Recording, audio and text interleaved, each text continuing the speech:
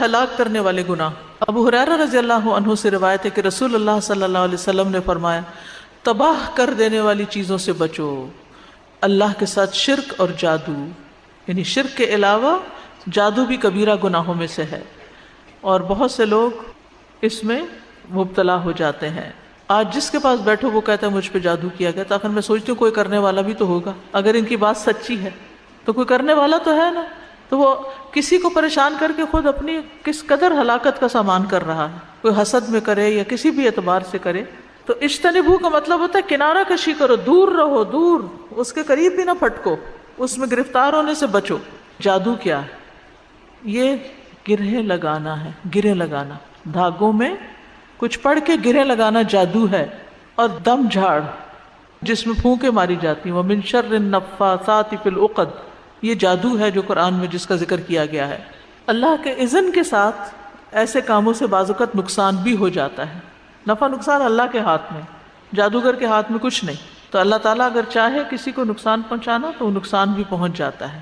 جادو کفر ہے، کبیرہ گناہوں میں سے ایک بڑا گناہ ہے، بڑی مصیبتوں میں سے ایک مصیبت ہے۔ یہی وجہ ہے کہ صحابہ رضی اللہ عنہم جادوگروں کو قتل کر دیتے تھے، اور جادوگروں کی سزا کی حد قتل سمجھتے تھے، یعنی جادوگر کو پکڑا جاتا تو اس کو مار دیا جاتا تھا۔ جادو کرنے اور کروانے والے کا نبی صلی اللہ علیہ وسلم سے کوئی تعلق نہیں، جادو کرنے اور کروانے والا ہم میں سے نہیں۔ جادو پر ایمان لانے والا جنت میں داخل نہ ہوگا۔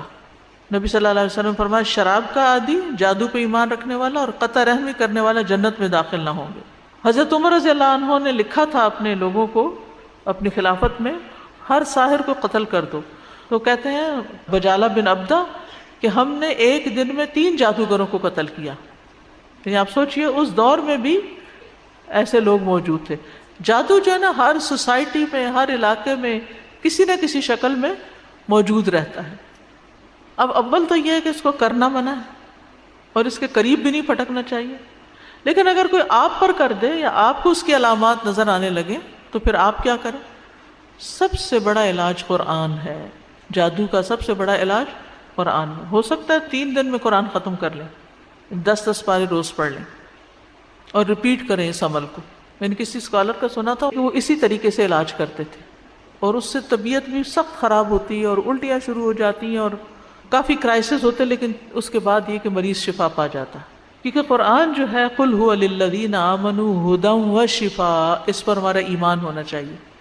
یہ قرآن ہدایت کی کتاب بھی ہے اور شفا بھی ہے، اور ہم قرآن میں جو کچھ نازل کرتے ہیں وہ مومنوں کے لیے تو شفا اور رحمت ہے۔ تو ایمان لا کر اس پر کہ یہ شفا کا ذریعہ ہے، قرآن پڑھیں۔ رسول اللہ صلی اللہ علیہ وسلم ایک مرتبہ حضرت عائشہ کے پاس تشریف لائے تو دیکھا کہ ایک عورت عائشہ رضی اللہ تعالیٰ عنہ کا علاج کر رہی ہے، ان کو دم کر رہی ہے، تو آپ نے فرمایا کتاب اللہ کے ساتھ اس کا علاج کرو۔ پھر کتاب اللہ میں سے بھی خاص طور پر سورۃ الفاتحہ اور البقرہ اور معوذتین، رسول اللہ صلی اللہ علیہ وسلم نے فرمایا کہ سورۃ البقرہ پڑھا کرو، کیونکہ اس کا پڑھنا باعث برکت ہے اور اس کا چھوڑنا باعث حسرت ہے، اور جادوگر اس کو حاصل کرنے کی طاقت نہیں رکھتے۔ اجوا کھجور سے علاج، جو شخص صبح کے وقت 7 اجوا کھجوریں کھائے گا اس روز جادو اور زہر سے بچا رہے گا۔ پھر بیری کے پتوں سے علاج، بیری کے 7 پتے لے کے 2 پتھروں کے بیچ میں کوٹ کے یا ان کو گرائنڈ کر کے پانی ملا دیں، اس پر آیت الکرسی اور تینوں کل پڑھیں، سورۃ فاتحہ پڑھیں، 3 گھونٹ پی لیں اور باقی جسم پہ بہا لیں، تو انشاءاللہ اس سے بیماری ختم ہوگی۔ اور یہ بھی ریپیٹڈلی کریں۔ جادو کا علاج جادو کے ساتھ نہیں کرنا چاہیے، یعنی کہ ایسے کاہنوں کے پاس نہیں جانا چاہیے کہ جو جادو کے طریقوں پر عمل کر کے آپ کا علاج کریں۔